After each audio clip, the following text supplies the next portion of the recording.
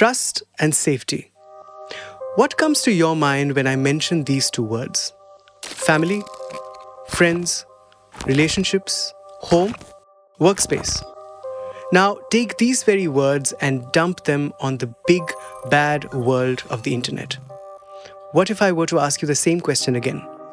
Different set of words, right? Identity, privacy, data, information, misinformation, artificial intelligence. Now, these words are part of a world that is growing really, really frantically, faster than you can ever imagine. The moment you come to know of something or understand something, 10 other unknowns spring up on you. And this growing number of unknowns can be cause for concern and worry. Let's talk about dating apps.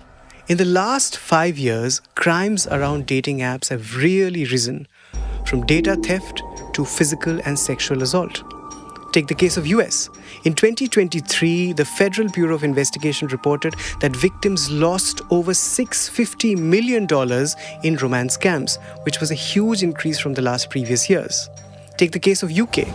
UK Finance noted a 60% increase in reported losses due to romance scam over a 6-month period in 2023, with victims losing an average of £10,000 each.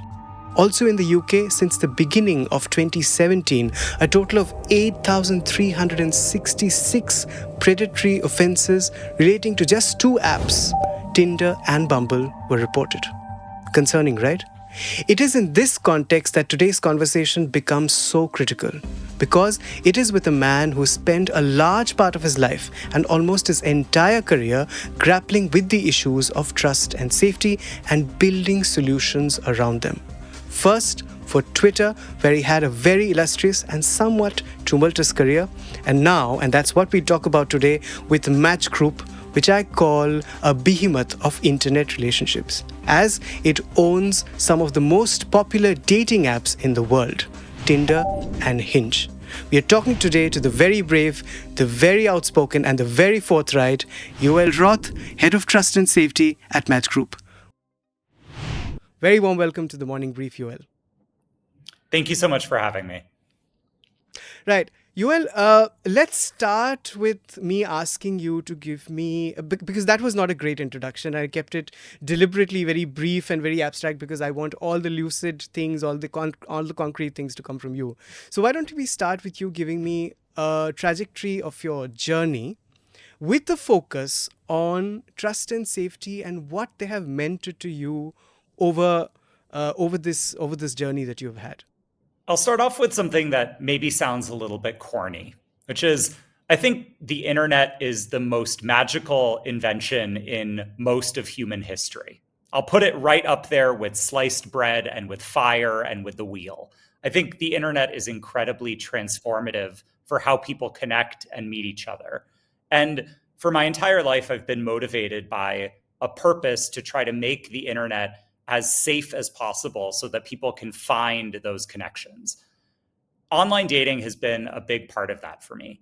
And when I was first starting my PhD 15 years ago, back when online dating wasn't as common as it is today and wasn't as socially acceptable as it is today, I got really interested in what it would take to build dating apps that fostered respectful interactions that could bring people together the way that I experienced myself. I've spent since then 15 years studying trust and safety as a researcher, working on it as a practitioner at Twitter for nearly 8 years. And now I have the privilege of leading Match Group's trust and safety. And so I continue to pursue that mission of how we make the internet a better place for connection. And the way that I do that is by a focus on the field we now call online trust and safety. Right. And you know what you just said, the summary of all this, just to cite you from a previous interview of yours, is that people are weirder than you could possibly imagine or think of. This is what you said in a previous interview. What is it like? Is it weirder now? Do you deal with weirder people now that you've shifted to the world of dating apps from the world of the social web, or is it the same, just different kinds of weirdness? You know, Dating apps are focused on something pretty distinctive relative to every part of social media, which is helping people find those one on one, in person connections. And so for me, it's helpful to think about trust and safety, not just about who people are or what they're looking for, but about what it takes for people to feel safe forming those one on one connections. And Hmm. I think that's where trust and safety for online dating looks a little bit different than in other contexts. We have to grapple with really two big categories of trust and safety challenges. The first is the content that people share in their profiles on our apps. And here we deal with a lot of the same questions that come up in a lot of trust and safety discussions: potential abuse or harassment or unsafe content, sexual material. And we invest a lot in proactively addressing those issues where they come up on dating apps. Our focus is to ensure that when you go on Tinder or when you go on Hinge, the experience you have is respectful and authentic, that you can trust the people you're interacting with and trust that the conversations you're going to have will leave you feeling safe and respected. But then there's the other side of it. There's that moment where you say, I like this person, I want to meet them face to face. And we have to think about safety not just as something that happens within our apps, but something that Hmm. includes a connection in the real world. And so, in that context, we have to think about how do we give people the tools to feel confident that when they meet somebody face to face, they have the support that they need, they trust that that person is real, and that in the event that something negative happens, they know exactly what to do and how to follow up on it, how to report those issues, and how to ensure that whenever they're connecting on our apps, they're doing so in a safe way. Right, right. And you're right. The transition, what strikes me about dating apps, as say compared to the social web, just in terms of a comparison, is that the transition to the physical world or the physical space is so rapid. It's just a connection that you make online, and then the rest of it is on the physical world. So there is that risk, there is that unknown. If I were to ask you, I don't know if you've ever used a dating app before for yourself. I mean, you are married right now. But from then till now, how have things changed? And not just because of, not just after you joined Match Group, but even otherwise, have things changed for the better in terms of even other companies embarking on effective trust and safety guardrails for their consumers? How have things really changed? Yeah. I'm a big believer in dating apps, and I'm a dating app success story myself. So my husband Okay. and I, years and years ago, met on a dating app, and so Okay. I think these apps can be incredible for how people connect. But I would say there's really been one shift more than any other that I think is the most important, and that's a focus on authenticity.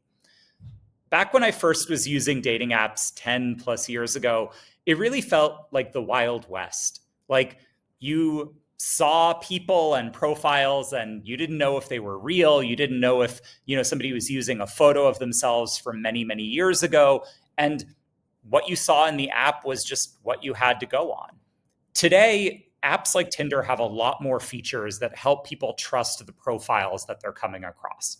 To give you one example, on Tinder, we have a feature called photo verification, where whenever you put a photo on your profile, you can choose to take the additional step of taking a video selfie of yourself to confirm that that profile picture is real. And when you do that, it's a quick step, but it gives you an additional verification mark on your profile so that people know that the person on the other side of the phone is the same as the person who shows up in that photo. What we hear, interestingly, is that especially from singles in India, they view profile photo verification as one of the most important signals of trustworthiness. And that singles in Right. India would be more likely to go on a date with somebody if they have a verified profile photo. And that's very different from how the social web and dating apps looked, 5, 10, 15 years ago. Now there's a lot more tools that are available to people to confirm their identity and a much higher focus from users on confirming that the people they're talking to are authentic and legitimate. And when you say the point that you gave about India, that's a good thing, right? It shows a sort of evolved mentality and awareness amongst the user of dating apps in India. The fact that they, set so much store by, verified photographs and ID proofs, etc. Would you say that's a really good sign? Absolutely. I think the data bears out that there's an incredible business opportunity for dating apps in India, and that dating apps represent a really transformative way for singles to connect. From a survey we conducted in 2023, we saw a couple of really striking data points about India. The first is that 78% of young Indians agree that meeting somebody through a dating app is socially acceptable today. And I think that's a really radical transformation from even a few years ago. More than half of young Indian adults know somebody who's been in a serious relationship via Tinder specifically. And we hear that more than half of young singles in India believe that dating apps would allow them to meet people that they wouldn't otherwise have connected with. And those three data points tell me that there is unique product market fit for the dating industry in India. We're allowing people to find connections they otherwise wouldn't have had. It's something that is increasingly common, and people view it as increasingly, overwhelmingly socially acceptable. That's a huge opportunity for apps like Tinder in India. That's a really interesting answer, Yuval. I wanted to. I'm very curious about one thing. Now, Match Group owns a plethora of dating and relationship apps, right? It's not just Tinder and Hinge, but very, very specialized ones like BLK, for instance, which is just for black couples. Now, when you're building safety tools across the group and a safety guardrail structure across the group, what are the commonalities that spring at you when you're building a structure of rules or regulations, and at what points do you have to really differentiate between specific apps? Yeah. My core responsibility at Match Group is to help drive our trust and safety strategy across the portfolio. One of the reasons I was excited to join Match Group is that I don't just get to work on one app or two app, I get to work on 20 different services that all operate in different ways. And across that, there are a few core parts of our trust and safety approach that we view as universal to all of our services. The first and the most important is safety by design. We think trust and safety is not just about moderation after something has happened, but about the way we build our apps. From the minute that our teams start thinking about a new product feature, my team is thinking adversarially about how that feature might be misused. In the AI space, we talk about red teaming, the idea of attacking your own apps the way a bad actor would. And we do that in the trust and safety space as well. And so we try to design our products, no matter if they look different or are targeting different demographic groups, every one of them is built with a mentality of safety by design first and foremost. A second area where our trust and safety approach is universal across our portfolio is a focus on authenticity. As I mentioned earlier, verification is one of the things we hear from our users is the most important. And we also know, as people deal with financial scams and crime and catfishing, that being able to trust the profiles you see in apps is an essential part of our service. And so Right. my group helps build. So just to interrupt here, I mean, a Yeah, data that I saw very recently, and when you speak about catfishing, etc., and correct me if I'm wrong. In fact, I think this is one of your interviews that I heard. You remove 44 spam accounts every minute on Tinder. Is that correct? it is. And Right. that number is only going up. We, Wow. I refer to it sometimes as the barbarians at the gate. We on the trust and Right. safety team are responsible for holding up the walls of the castle. We want to protect our service. And every minute of every day, every moment of the year, we are targeted by bad actors around the world.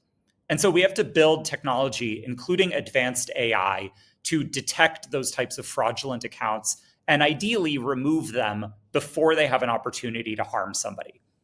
More than 44 times a minute, we're removing fake accounts. More than 90% of the content moderation actions we take happen proactively. So we do that without a report. We do it because our technology and our moderators are able to find those issues on their own.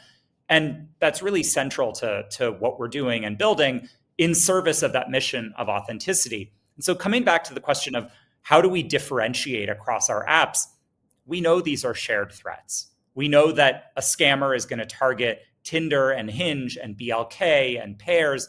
And so we try to drive an aligned approach across the portfolio to Hmm. build the technology that will help us address these different risks when they come up.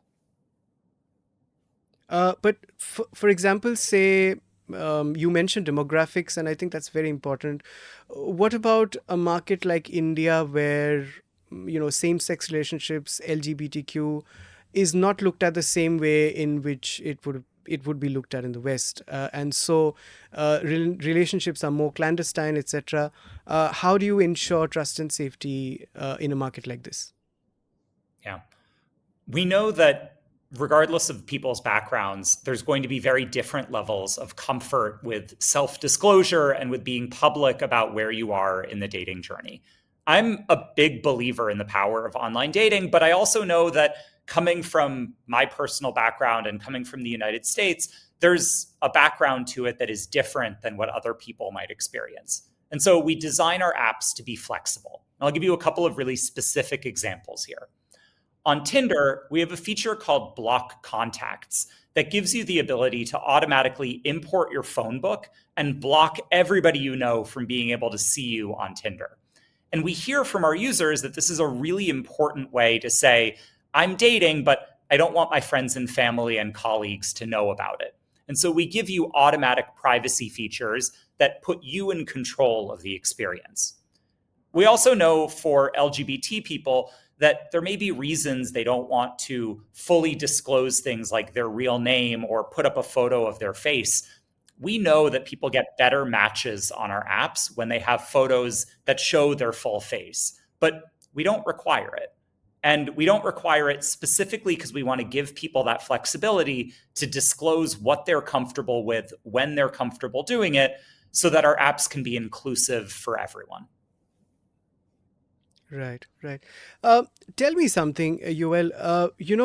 Your current assignment is such a beautiful intersection of one, your 2016 PhD, thesis on dating apps, and the other one, your initiation at Twitter, which was, sort of when you analyzed customer feedback and it somehow made its way to the CEO, who I think mentioned it in a meeting, and you had no clue why that would happen, and you understood the way things happened at Twitter, and how easy it was for even sort of a report made by maybe a management trainee to find its way to the CEO if it was worth it. Now, what I'm getting at is Twitter has really evolved, at least in its initial years before it became X. Basis customer feedback, like the consumer had a huge role to play in all the innovations that Twitter adopted, right? How much is the consumer playing a role in how dating apps on Match Group are evolving? I believe tech companies are at their best when they are accountable to their users. And fundamentally, this is a business proposition more than anything else. We talk in the business world about product market fit, but how do you know how to achieve it? I'm a researcher by training. You talked about my PhD. I've spent my entire life not assuming I know the right answer, but asking people what they think the right answer should be is. And so when we approach product design or policy design, we approach it first with a mindset of humility. We want to know that we don't know the right answers to everything and that it's critical we consult with others. One of the key reasons I'm in India right now is to meet with NGOs and civil society groups who specialize in issues of online safety and gender based violence prevention so that I can learn from them how we can build apps in a better way in India. And I think that has to be at the foundation of how companies approach their development process. It should not be US centric. It should not be a presumption that in Silicon Valley you know best. It should be a focus on research and empathy. You need to build that understanding. And we do that work in the dating space each and every day. Whenever we're launching a new policy, whenever we're introducing new features in our apps, we do so with a mindset of safety by design. And that means foundationally starting with what our users are trying to achieve in our app, studying it and backing it with research and data, and then implementing an approach that's rooted in what our members are telling us they're looking for. Right. Tell me a little bit about your belief that the problems that crop up on dating apps or on the social web are shared problems, right? Let's start by what do you mean by that, and who are the others that are also accountable for these problems and solving them, and how would they do that?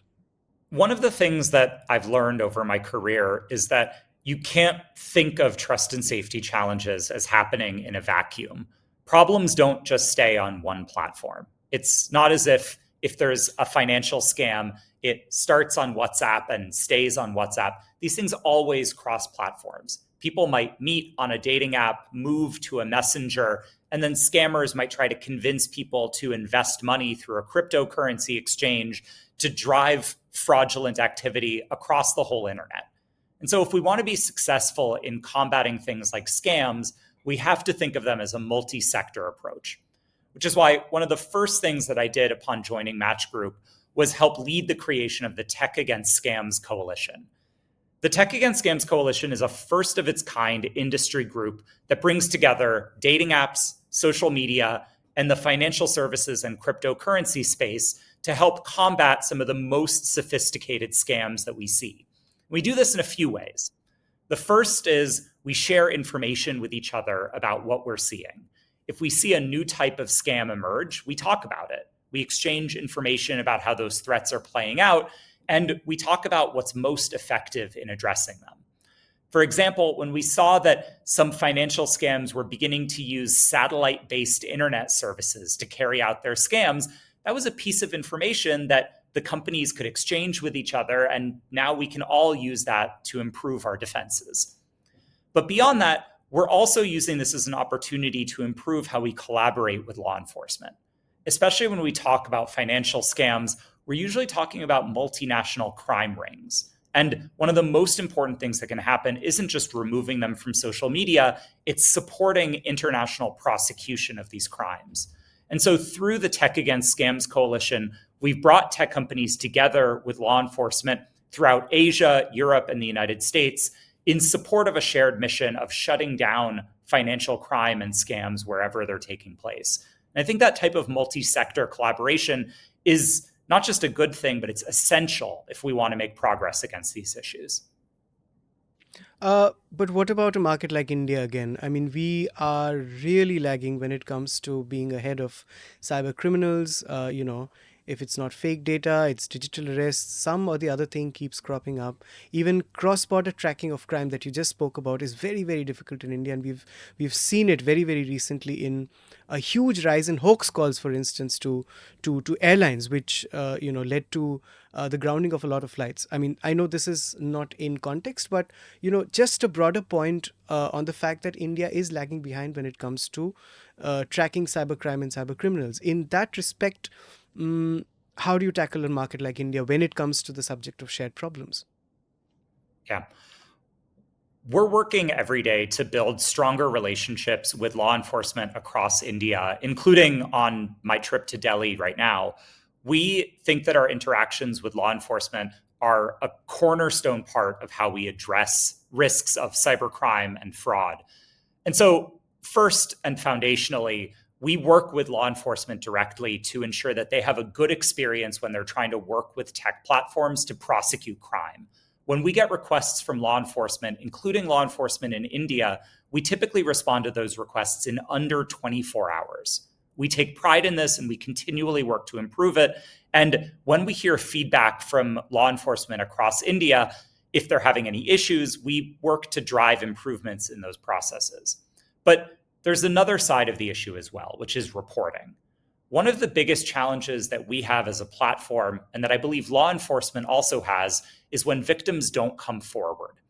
One of the research in this space has shown again and again that people often feel ashamed if they're the victim of a scam and don't report it. I was hearing from some people I've met with in India about so-called restaurant or pub scams, where people will meet on a dating app, they'll connect in person in a restaurant, and then after the scammer orders very expensive items, they'll leave the victim at the restaurant with a very large bill. This That's is in a India? terrible. Yes, that's one of the specific scam patterns that we've heard about that comes up in India. And so, how do you Mm-hmm. deal with that? The most important thing that somebody who's experiencing a scam can do is report it. In that moment, Right. if you encounter this scam, contact law enforcement. Tell your local police that you've encountered a scam. They can help. And then also take the additional step of reporting it to the platform. if you met on Tinder, even if you've unmatched, even if they've blocked you, you can still report them. And so it's really essential that if people are experiencing some type of cybercrime, that they take the additional step of reporting it, because that's the only way that law enforcement can become effective at tracking these threats. Right. Tell me a little bit, Yoel, about your thoughts on making trust and safety tools open source. How will that revolutionize this aspect, and what is Match Group doing? One of the biggest transformations I think we're seeing in the social media space right now is the rise of a large number of new platforms. And as a researcher, I've been looking at this in the context of federated and decentralized social media platforms like Blue Sky and Mastodon. And what struck me is that those platforms, even though they're new, are going to need to grapple with all of the same trust and safety questions that every big company deals with. At Match Group, we've been investing heavily in trust and safety for years. We spend more than $125 million annually on our trust and safety efforts. But if you're a new startup, if you're an app that's just getting going, how do you do that? You don't have $125 million sitting around to spend on your trust and safety.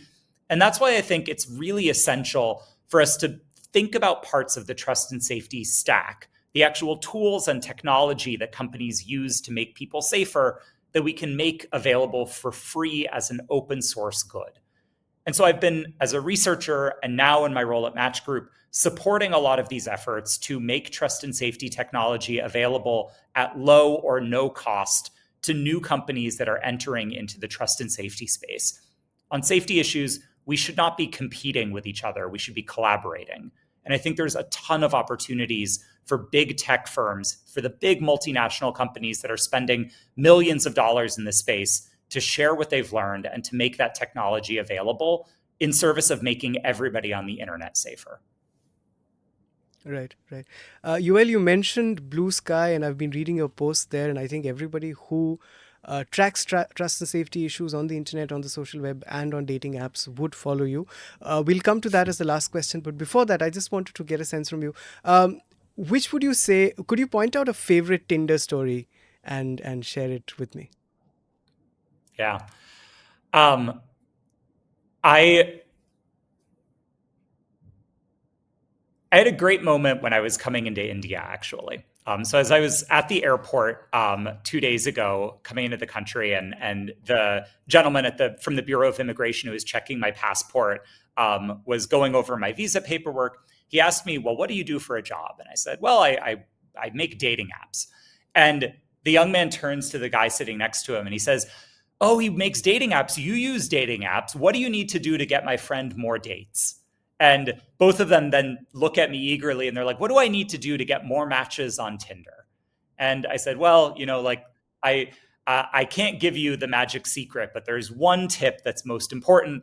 You got to have a good picture. You got to have good lighting. You got to do selfie verification. Like, make sure people can trust the picture you're showing." And in that moment, with somebody I'd met 5 seconds before while they were looking at my passport, I got to talk with them about how they form connections on Tinder. And what it emphasized for me is that these experiences are universal. Everybody at every stage in their life, no matter where they live in the world, has a desire to form connections. And whether it's how you find matches on Tinder more effectively, or the way that people can use apps to connect with people they never would have met before, I think there's real magic in dating apps as a force for bringing people together. And that's universal. Everywhere I travel worldwide, I hear those types of stories and I get those types of questions. People are so excited about the connections they can make. And I love being able to contribute to those efforts. Right. Wonderful. I wish we could end on such a happy note, but I think we'll have to get into some grim area for the last question because, your entire career, like I said, in Twitter, it's been very eventful, for lack of a better word. I see your posts, which are very outspoken. Given the whole gamut of your experience, across your career, would you say, and you've spoken about a lot of other issues as well, not just scams, etc., but also the whole issue of misinformation, disinformation that we are grappling with today on the internet, on the social web. Would you say that at any level, trust and safety as concepts in the digital world are in danger right now? And what would be the three ways to sort of reduce that danger or make them sort of more robust? Yeah. It's an important and a provocative question, because I think online trust and safety is a relatively new industry. 15 years ago, these weren't really terms people were using. We didn't know a whole lot about online trust and safety, and now these are issues people talk about every single day. We talk about moderation, we talk about banning, we talk about censorship. These are mainstream conversation topics. I think as an industry, trust and safety's biggest opportunity right now is to make it really clear why trust and safety isn't just the right thing to do morally, it's an important business investment.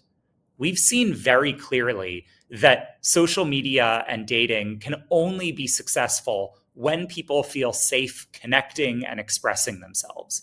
And I'd like to see the trust and safety industry really shift towards talking about our work not just as the right thing to do for people, but as the right business decision to make. Investing in trust and safety is ultimately investing in your bottom line as a company. And I think making that connection clearer is a really important step for the industry to take. But there's a couple of other things where I really believe trust and safety is at an inflection point. The first is accountability and transparency. I think for many, many years, Silicon Valley firms have not been transparent with what they're doing and why they're doing it. I think tech companies are at their best when they are accountable and honest. And I think it's really important that we don't just say what we're doing, but we put data behind it. It's why this year, as we look ahead to our first transparency report coming out in Europe because of the Digital Services Act, I think that type of data-driven accountability is essential for the tech sector to prove why its investments in trust and safety are so important. We need to be accountable not only to regulators, but to the public. And I think that's a really central part of where we need to be going. But the last thing I'd leave you with is behavior change. When we've talked about trust and safety, a lot of times it's been about moderation after something already happens. If somebody engages in abuse or harassment, how do we punish them for it? I'm interested in getting ahead of the problem. How do you prevent abusive interactions from happening before they take place? And actually, one of the things that led me to join Match Group when I was thinking about my next job is a product feature we have on Tinder called Are You Sure? Are You Sure is a really simple idea. Using our AI, we detect if somebody is sending a message on Tinder that might be abusive or, might just be a little bit creepy or off color. And if we detect that, we show the sender a simple prompt. We say, are you sure you want to send that message? And we find that 1 in 5 people who see that prompt choose not to send those messages. And we see that people who see those prompts once are less likely to ever see them again. And we've shown more than 500 million of these prompts since we introduced the feature. And the reason I find it so exciting is that's not about censorship. It's not about banning people. It's about changing behavior. It's about teaching people how to be respectful when they interact online. And ultimately, when they have those face-to-face connections, how to treat people with respect, how to prioritize consent, and ultimately, how to make those interactions ones that people feel really good about. That's the direction that I'm excited about trust and safety going in. We're going to continue to do the work of addressing safety issues when they come up, but I'm really passionate about driving that kind of behavior change, and I think that's the direction of travel for the whole industry. Right. Here's to safer times on the internet. Here's to a more trustworthy space. And here's to you, Yoel, making possible that both of these happen. Thank you so much for joining us on the Morning Brief. Thank you very much for having me and for such a provocative discussion.